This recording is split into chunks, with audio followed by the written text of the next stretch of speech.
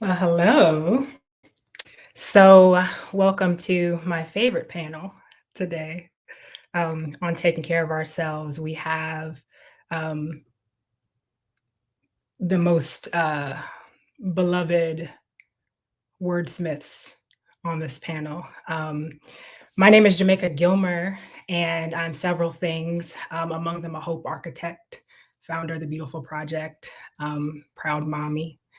And the thing that has been such a gift is in preparation for this panel, reading the words of everyone here and seeing a theme of invitation.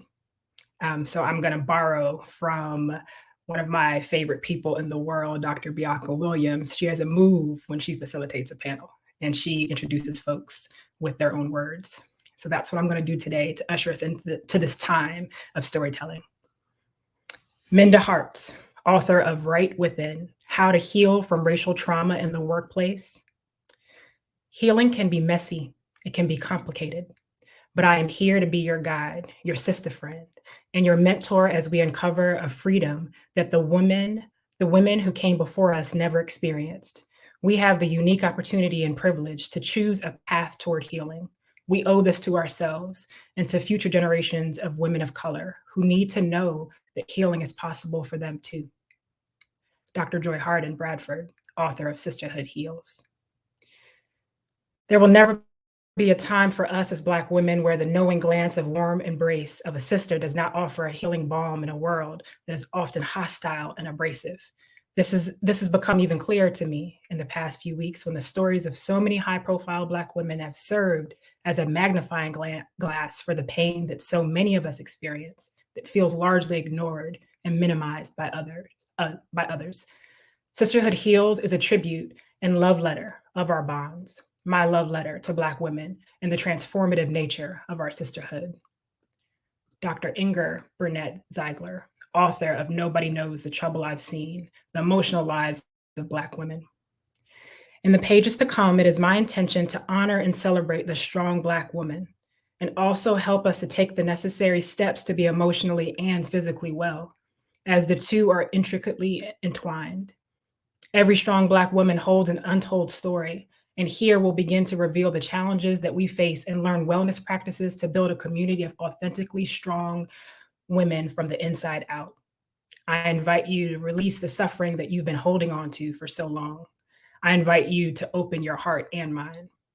I invite you to use your voice, be heard, and ask for what we need from our partners, managers, and our children. I invite you to release the suffering you have been holding on to for so long. And finally, Marita Golden, author of The Strong Black Woman: How a Myth Endangers the Physical and Mental Health of Black Women. All of life begins with, is defined by, and even ends with a story. The stories and myths we create and repeat become sacred. They are designed to make and keep us strong, but stories are elastic and require revision over time, or they risk becoming brittle, dissolving into crumbs that leave us famished rather than fed.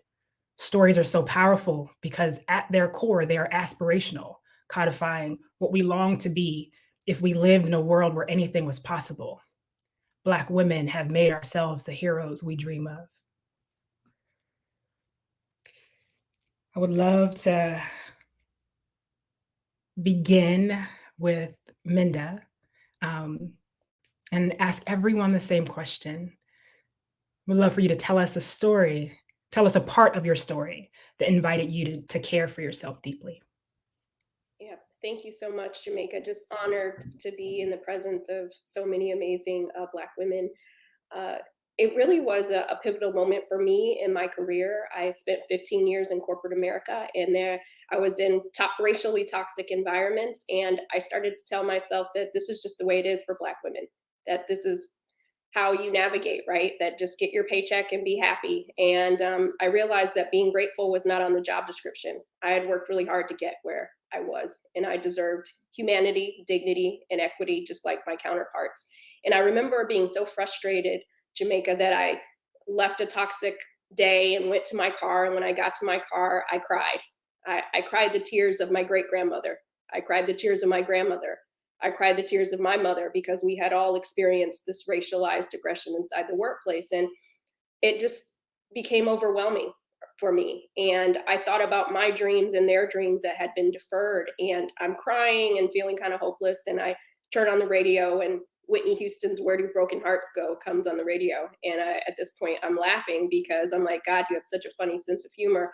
And I thought, where does the broken hearts go of women who look like us when we can't take these environments anymore? And it was in that moment where I didn't know what to do or whatnot, but one lash was on the floor, one was on the seat, right? And I'm laughing and crying. And I said, I'm going to dedicate the rest of my career, if it takes that long, to use my voice, to speak up for our experiences, to let us know that healing is available to us. Humanity, dignity, equity is important, and we should have that. Audre Lorde said, beware of feeling you're not good enough to deserve it. We deserve to be celebrated and not tolerated. And so it was in that car, feeling broken, right? Realizing that my story doesn't end in the trauma. And that's when I thought, this is the work that I need to do to get this out, because we deserve to enjoy all good things that we've worked hard for. And so that was the catalyst for the work that I do today. Thank you. Thank you for telling us. Dr. Joy Harden Bradford, can you tell us your story that invited you into caring for yourself deeply? Yeah, thank you for such a beautiful question, Jamaica. Also, just honored to be with all of you this afternoon. I think really the past 2 years have called me to care for myself in a much deeper way than I have ever had to, like many of us. Just all the many stressors and traumatic experiences that we've had to deal with. I think old self-care practices didn't work.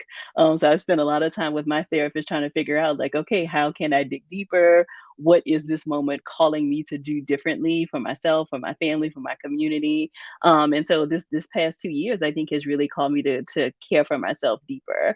So looking at ways that I can stay connected to joy in things that massages weren't available, girls' nights out weren't available in the same way, and so I think it has really been calling on my community and asking for help more, and really figuring out, like, what does joy look like in this, like, reimagined world that we have an opportunity to build now. And so I think just really looking at how the work that we do at Therapy for Black Girls has really, like, been needed in this moment. And I think I've had to be really careful around my bandwidth. I feel like I'm somebody who's, like, just a natural helper, and so of course in the past 2 years I have really felt like I wanted to, like, jump in and help in whatever way that I can, but also understand that to be sustainable and for the work to continue, I really have to be precious about protecting myself and my bandwidth. And so really calling on the things, then digging deeper into self-care, I think, has really been important for me in the past 2 years. Thank you. Thank you so much. Marita Golden. I'm so glad to be here today with these beautiful, brave sisters, and I'm so glad to be enrolled in the army of Black women who are shattering the strong Black woman mythology. And once again, I want to say, go on, well-read Black girl. Congratulations on 5 years. My mother and father died when my father died of a heart attack. My mother died of a stroke. My mother died when I was 21, and my father died when I was 23. And the fact that I was orphaned kind of back to back at a fairly young age really had a profound effect on my concept of life, living, and how I wanted to die and when I wanted to die. And I felt profoundly cheated that I had lost my parents right as I was on the cusp of womanhood, beginning to realize so many of the things that they had prepared me to realize. And so I decided very early in my 20s that I was going to live a lot longer than my parents had. So in my 20s, that was a time when a lot of the conversation around vegetarianism, health, was really beginning to seep into the culture. So I began to run, meditate. I did yoga. I got into the habit of going to the doctor regularly. I began very early on, wherever I was working, I found all the Black women and found a support system. When I was a single mother, I started a single mothers group so that I was always creating ways to support my mental health in a group sort of situation. And those habits are habits that I have sort of refined over the years. I practice days of silence. I go on silent retreats. And yet, for all that I had been doing and continue to do, I discovered about maybe a year and a half ago that I had had two silent strokes. Now, silent strokes are very common. In fact, they're way more common than serious, debilitating, or fatal strokes are. But I considered myself the poster child for good health. That wasn't supposed to happen to me. So when I had that, when I found that out, I had to really think about my health and Black women's health and what more I needed to do. So that was the inspiration for me in terms of writing The Strong Black Woman. And now I've started hiking as well as walking. So I keep kind of upping my game. And it's really important to love my body, to love my inner sister self, and to just also say yes and mean it, and no and mean that too. Thank you so much, Dr. Inger Burnett Sackler. I am just so full of gratitude to be here this afternoon. Thank you, Jamaica, for being our guide today. Thank you to the well-read Black girl community for creating this space. And I already have all the feels and all the chills from listening to the words of the other beautiful women on this panel. For me, being in an unhealthy relationship was a pivotal turning point in my wellness journey. My self-esteem was plummeting. I was anxious. I was depressed. I was so consumed with this relationship that was not good for me that I was having a difficult time performing at work. I was in graduate school at the time. And it was really a place of hopelessness, of feeling like I didn't know what to do. I didn't know how to get out of it. I didn't know how to make myself feel better. That took me to therapy for the first time in the midst of this relationship. It's kind of interesting to kind of think back on it because it was my first journey into therapy while training to be a therapist. I was a third-year clinical psychology doctoral student. And even within that, I felt that tension of what it meant for me to go to therapy at that time. What it meant that how could I end up in this relationship? How could I feel so hopeless and isolated? And so that was a hard step to take. And I actually hung up on the therapist a couple of times before I made that first appointment. And I remember crying immediately after I hung up and made that appointment. And it was in that therapy session that time that I spent in therapy that I started to really think about different things that had shaped my experience that had gotten me to that point.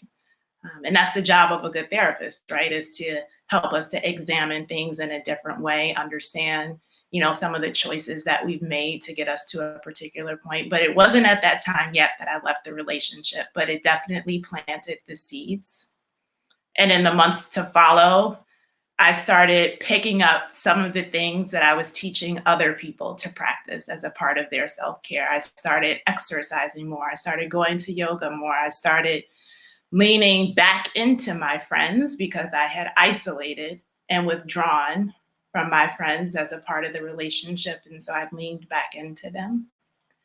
And eventually I felt strong enough, well enough to leave. And I still had all those tools with me that I remember making this mental commitment to myself that even though this relationship is over and I'm feeling better, I'm feeling stronger, I'm feeling back to my old self, these practices are things that I really want to continue to do. And that's when I really got serious about yoga. That's when I got serious about thinking about what I'm taking on and taking in. Taking on in terms of what I'm agreeing to do, what I'm saying yes to, what I'm taking into my mind, what people I'm taking in, what content I'm taking in, and making sure all of those things were kind of continuously feeding my wellness and my joy. Thank you. Thank all of you for sharing so vulnerably and intimately. Another question. Well-read Black girl, this is such a moment for this community, and there's so many Black women listening and watching today, hopefully cozy at home. In this sacred space that we're stretching out in, what invitation do you want to extend to support their journey?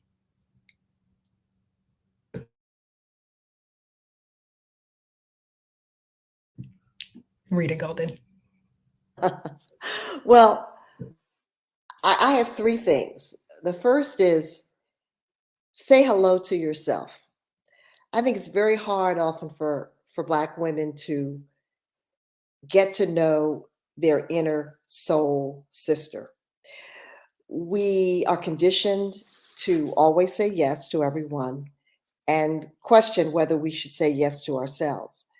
But I found that through my years of practice of meditation, of going for walks by myself, of doing silence, that I have found my inner soul sister in the silence, in the quiet, in the stillness. And she is very smart. And she connects me with what I need to do. And she connects me to my best self, my strongest self.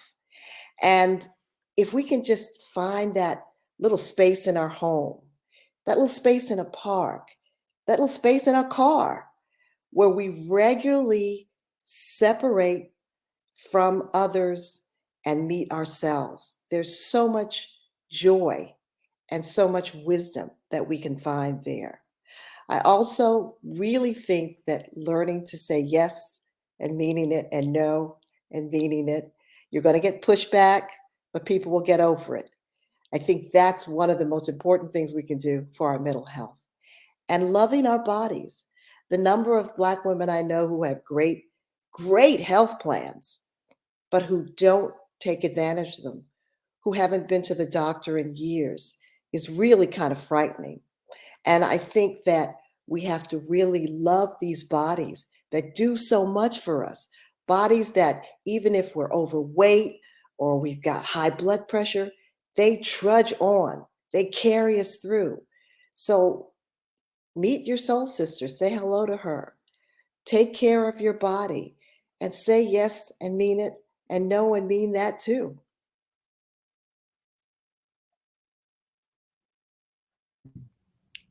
Thank you. Dr. Inger Burnett Zeigler. You know, I love that the theme of this year's festival is shining a light on Black brilliance. And if it's one thing we know for sure, it's the brilliance of Black women. I think we see it on this panel today. We see it in all of our sisters and our friends and our family. And we're brilliant in, how we take care of our families, how we show up in our community, how we get the job done despite whatever obstacles might continuously come before us. And so my invitation would be to tap into that brilliance, that fiery burning light in how we take care of ourselves. So often we're putting out, and our self is at the bottom. It's last, it's deprioritized. And I extend that invitation even further to say, thinking about taking care of ourselves in terms of what we can let go of to make space for something that better serves us. Letting go of expectations about how we should be doing things, how we should show up, letting go of the negative, harsh, critical ways that we can sometimes talk to ourselves, that self-punishing narrative that can become so second nature that we don't even realize when it's happening. Letting go of shame attached to difficult situations that we've been through. I can say for me, it was being in that unhealthy relationship and all of the shame that was attached to that. What did other people think? How could that happen? And that narrative being played, letting go of that. Letting go again of people, places, things, spaces that don't serve us. And in that letting go, we create room, we create space for intentional joy, create space for rest. I love that in this mental health wellness movement, particularly the Black women's wellness movement, there's so much talk about rest. And I hope that that continues. Let more talk about rest and less talk about doing. Making space for connection and community and sisterhood and all of these things that pour into us. And just, being reminded that we are more than what we do, that we are fully whole, valuable, worthy, brilliant, beautiful people, just as we are, just in our humanity, in our existence, our presence, and detaching that from this idea of having to produce and do all of the time in order to kind of justify our goodness. Thank you. Minda Harts. Ooh, all of this goodness, I'm like, where's my tambourine at? To get it. This is so much goodness. I'll just add that our healing is revolutionary. I think that one of the things that I wrote in my latest book, Right Within, is something I wanted to read. I said, dedicated to all the Black women who were told they had to be strong for someone else instead of for themselves. And I just want to encourage you to center yourself. It's not selfish, it's selfless.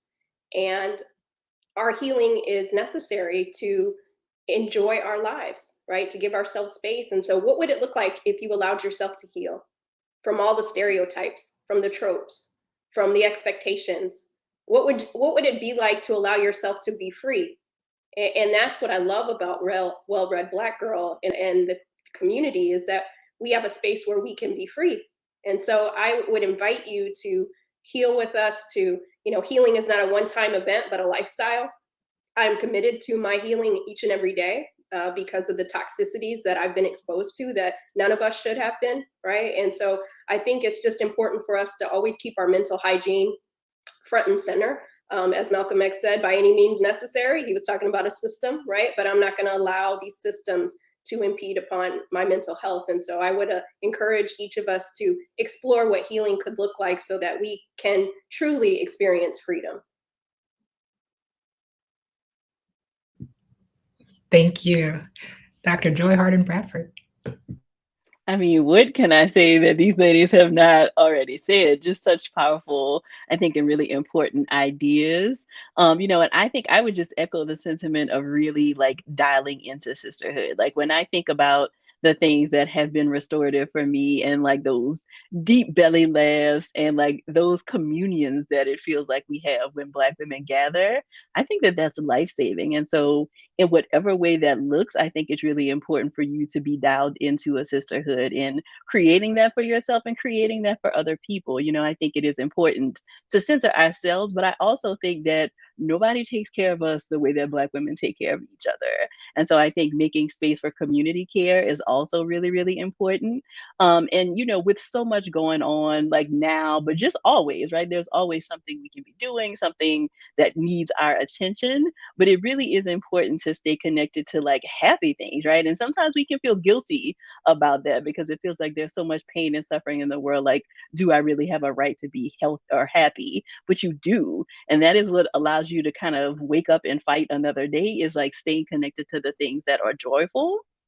And I think a lot of times what happens with Black women is that we will do what I call celebration procrastination. So we will like put off celebrating one momentous thing because there's another momentous thing that we have our eyes on, right? But all of those things deserve space to be celebrated. So the good grades that you got this semester, the promotions, new relationships, good girlfriends, like all of those things deserve celebration. And so I think making time and giving space to adequately celebrate and honor the things that you're doing in your life and staying connected to joy is really, really important. So that would be my invitation.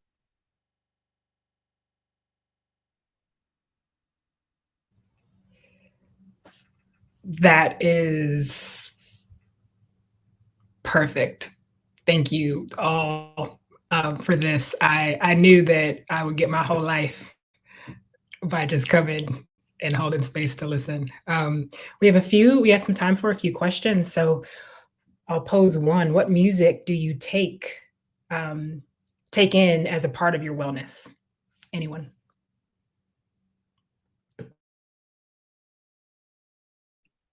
I say all things Beyonce.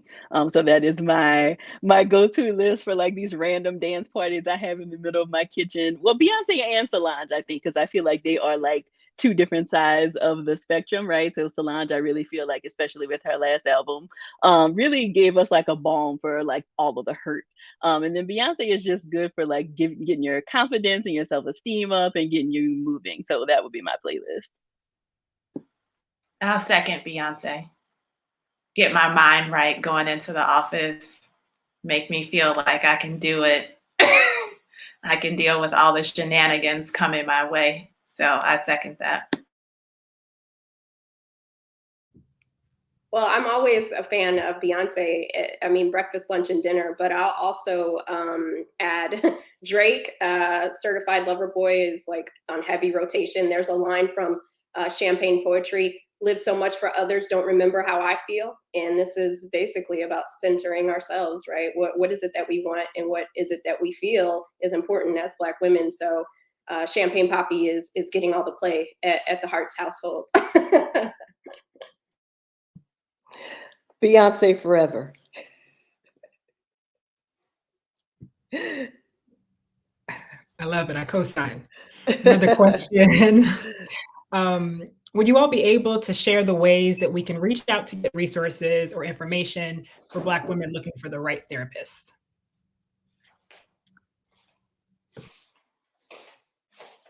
Therapy for Black girls. Yeah, Right. that's Dr. Right. Joy. That's That's Dr. Joy. So, Yeah, absolutely. You can visit therapyforblackgirls.com. We have a directory of over 3,000 therapists across the country and in Canada who love doing great clinical work with Black women and girls. So that definitely is a great place to start.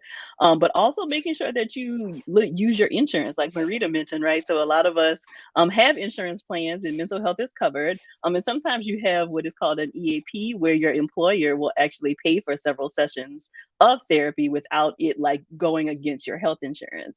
And so really making sure that you're paying attention to any resources that are offered, at any place of employment, I think would be really important. And I think it's also important to be comfortable talking about therapy. One of the women that I profiled in my book got into therapy after years of suffering with depression.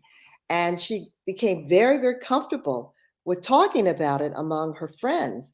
And she said that she felt so good that when she would talk about it in a very casual, comfortable way, her friends would sort of come up to her, on the down low, maybe in a corner, and say, well, that's very interesting because I've wanted to go to therapy and I never knew anybody who did that. So I think that making the conversation less taboo, normalizing the conversation about it is really important too. I mean, and just asking your friends, is anybody in therapy? Who do you recommend? And that really normalizes it. I'd also like to just add, if I may, Jamaica, without taking too much time, I really like to encourage people because sometimes it can be difficult to find the right therapist for you. And so even though, even Dr. Inger has talked about like how hard it is to make that first call, and it is really, really hard, especially if you've been kind of avoiding it for some time and you know you need to do it. And so sometimes the first person though isn't the best person for you. And so you really want to look for somebody who you think is going to really understand you. Do they have specialization working in the thing that you're wanting to come to therapy for? Do they work with a lot of Black women? Because that definitely matters. All of those things. And so I just encourage people to not stop if the first therapist is not a good fit for Right. you. It doesn't mean that therapy doesn't work. It just might mean that that therapist wasn't a good match for you. Right. Thank you, Dr. Joy. Are there any retreats that you have taken advantage of that you would recommend outside of silent retreats? I'll jump Well, in here.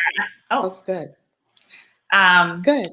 I'm a big yoga retreat person, which I know is closely aligned with meditation retreats, but it's really been an important part of my wellness practice as well. I've been on 6 international yoga retreats, and just offers me an opportunity to, for one, get away from my regular day-to-day environment. The retreats that I go on are usually, they're with groups, but not with, my friends. It's me being separate from, my day-to-day life, my regular day-to-day life. It's an opportunity for me to integrate both that physical and mental wellness, to explore, to rest, to eat well. Often yoga retreats are all about clean vegan eating.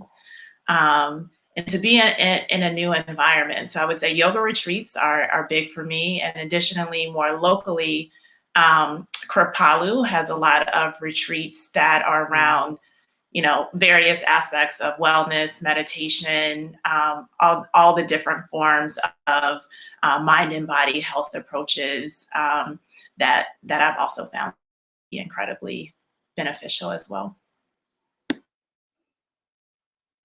One of the things I often do is I will get on the train and take the train from Washington, D.C.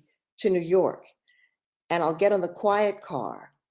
And the fact that I'm leaving home immediately relaxes me, immediately inspires me with new ideas. So the 4-hour ride up to New York, watching the scenery go by in the quiet car. I have a date with myself in New York, usually an art gallery, and lunch at some place nice. And then I will take myself back to DC on the train, in the quiet car, watching out the window. And it's my date day with me. So I have a number of different ways that I celebrate myself and find relaxation at the same time. So sometimes you can just get on the train and go somewhere, get on the bus and go somewhere. Just use your imagination. Yeah. I love that so much. For me, recently I was just invited to speak at a retreat called the Her Way retreat by Shantara Watson. And I was a speaker there, but what I realized was I need to be in community and be in retreat so that my cup can be full. And it hit me like a ton of bricks that I need spaces with. It's a community created for Black women to unwind and talk about the things that only we experience. And I realized how important I need to incorporate that into my life, because we do a lot of this heavy work and sometimes we don't create the space for ourselves to get what we need. And so I realized that I was burning out, but I didn't even realize it until that moment. And so it's just more recently that I've understood that I have to carve out these spaces for myself, right? We can't pour what we don't have to give. And so one of the things that I did was move from New York to Los Angeles because I needed to create a space inside my home that makes me feel like I'm my best, healthiest self. right? And I think sometimes we think we have to go to a certain place, but we can also create it inside of our minds and in our space. And so for me, it's really just being intentional about who I allow in my space and what I consume in my space to create those healthy environments. So even if you're not able to take the trips or go to a retreat, what would it look like to create the space where you sit currently? Mhm. Thank you. One last question. How do you protect yourself, and when do you extend grace to yourself? I think the biggest way that I protect myself is by having really clear and firm boundaries, and using those boundaries to protect my mind, protect my peace, protect who's allowed into my safe and vulnerable space. Being really mindful of people who are negative, people who might try to steal my joy, spaces that might try to steal my joy, spaces that aren't uplifting and affirming and encouraging and validating. And I know, Minda talks a lot about this in her work as well. And I know we're often in spaces, particularly workspaces, that don't provide that affirmation and validation. And so thinking really critically about, if that's not the case at work, where else might I find that? And Dr. Joy has talked about sisterhood, and for me, it is a sisterhood. So protecting myself from taking in the junk that some spaces might try to put into me, and making sure that I'm constantly allowing myself to receive the goodness of sisterhood. So often, particularly in the therapy space as a therapist, there are people who are surrounded by people that are trying to pour into them, but they're not receiving it. They're not taking the hand that's being extended back out. And so I try to make sure that I'm doing that I'm accepting the invitations for fun, that I'm accepting the phone calls, that I'm accepting all the love and abundance that's around me, and having some really clear boundaries for those things that are not good for me.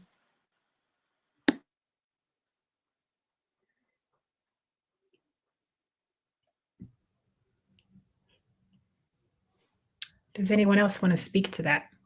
Well, during the lockdown and the aftermath of George Floyd's murder and the trauma that we as a nation, and particularly African Americans, suffered, I began to become even more conscious of curating the amount of misery and trauma that I allowed into my psyche. The constant replay of the videos of Black people being shot and killed became a kind of pornography, a Black violence pornography. And I found it really an emotional assault. And I came out of lockdown really deciding that I was just really going to curate very carefully how much violence I was going to take in, whether or not I needed to see a video of another person being killed by the police. And I became even more conscious of how important it is to protect my mental health. I had been doing that in a variety of ways, but the period of lockdown and quarantine and the various assaults that we were subject to really made me that I really have the power to determine, what I will take in. So that's one thing I'm very careful about now.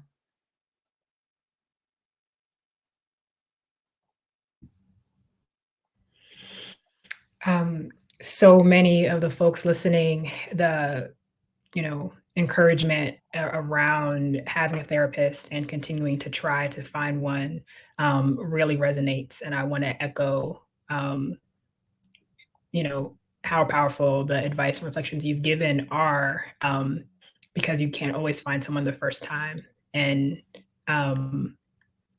would you all say that a protective measure and a grace measure would be partnering and finding a therapist to take care of yourselves? I'll jump in. For me personally, I it's like it's in my toolkit. My therapist is like my hammer in my toolbox, right? Like when you never know when you're going to need it, but I have it, right? And I'm I used to have shame around admitting that I needed extra support, but I've learned that asking for support or needing help is not a sign of weakness. It's a sign that I want to be the healthiest version of myself. Mhm. And so I'm thankful for my therapist. I'm thankful for those who pray for me, and I carve out that space. It's a very sacred time. A lot of the work that we do, we don't always have that safe space where it's just about us, right? And that's that 1 hour a week or every 2 weeks that is just for me, that I get to be honest, I get to be vulnerable, and I get to have someone who's seeing me, right? And I think that's what we all deserve to have as Black women, to be seen and to be heard. And having a therapist has really allowed me to be the best version of myself, because you don't realize the support that you need until you are out here struggling by yourself, right? So it's definitely something I would encourage you to try. I'm a firm believer that you can't say it won't work if you've never tried it. So I'd at least invite you to try it out and see if it could work for you.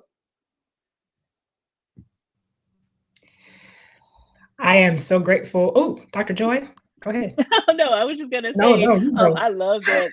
I love that response, Minda. And I also think it's really important to address this misconception about therapy that you only go in a crisis, right? Like, certainly we can help you in a crisis, but when you are in crisis mode, then we are really just trying to put the fire out, right? But there's a way to go to therapy as a more preventative kind of thing, right? And sometimes my favorite sessions with my own therapist and even with my clients is those sessions where you don't really know that you have anything to talk about, but then you unlock all of this stuff, right? And so I'd encourage people to think about therapy as a preventative kind of protective measure, as Mhm. well as just, Mhm. like Minda said, like going somewhere where you really can be seen and be vulnerable. The therapist is not anywhere else in your life besides in that office or in that virtual space, right? And so you don't have to worry about the judgment or, oh, what are they going to think about me? Though you can, right? And those lead to some really, really cool conversations. But really having that time that is just dedicated to you and talking about yourself, I think is a really good thing for Black women to practice, is just having spaces that are just for them.